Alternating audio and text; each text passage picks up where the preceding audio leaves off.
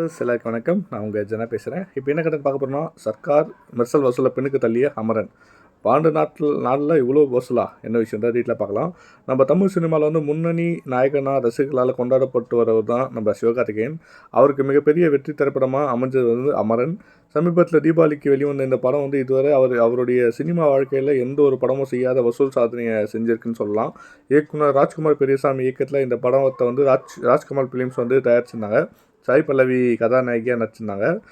முதல் நாளில் வந்து இந்த படத்தோட வசூல் வந்து நல்ல வரவேற்பு பெற்றது.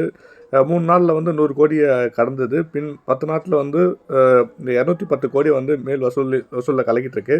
இந்த நிலையில் வந்து தற்போது 12 நாளில் வந்து 250 கோடி மேலே வசூல் செஞ்சுருக்குது.